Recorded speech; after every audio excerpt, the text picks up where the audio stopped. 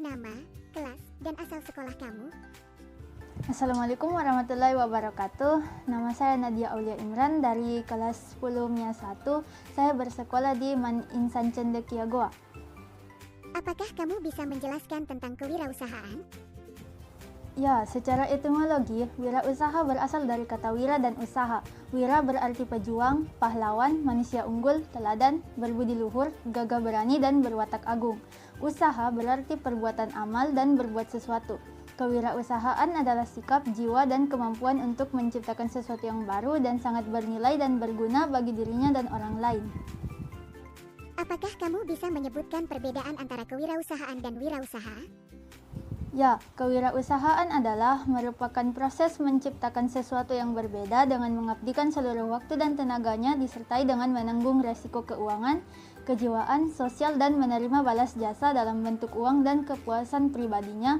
Sedangkan wirausahawan sederhananya adalah orang yang menjalankan wirausaha itu sendiri. Apakah kamu bisa menjelaskan sikap-sikap yang harus dimiliki oleh seorang wirausaha? Ya, untuk dapat mencapai tujuan yang diharapkan, maka setiap orang memerlukan ciri-ciri dan juga memiliki sifat-sifat dalam kewirausahaan. Sifat-sifat yang perlu dimiliki oleh seorang wirausahawan adalah disiplin, berkomitmen tinggi, jujur, kreatif dan inovatif, mandiri dan realistis. Apakah kamu bisa menguraikan tahap-tahap berwirausaha? Ya, secara umum tahap-tahap dalam berwirausaha adalah yang pertama, tahap memulai. Tahap ini adalah tahap di mana seseorang yang berniat untuk melakukan usaha mempersiapkan segala sesuatu yang diperlukan.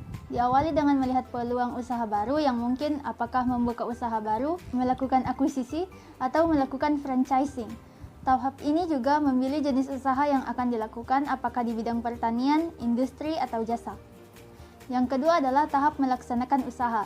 Dalam tahap ini, seorang wirausahawan mengelola berbagai aspek yang terkait dengan usahanya, mencakup aspek-aspek pembiayaan, sumber daya manusia, kepemilikan, organisasi, kepemimpinan yang meliputi bagaimana mengambil risiko dan mengambil keputusan, pemasaran, dan melakukan evaluasi. Yang ketiga adalah tahap mempertahankan usaha. Tahap ini adalah tahap di mana wirausahawan berdasarkan hasil yang telah dicapai melakukan analisis perkembangan yang dicapai untuk ditindaklanjuti sesuai dengan kondisi yang dihadapi. Yang keempat adalah tahap mengembangkan usaha.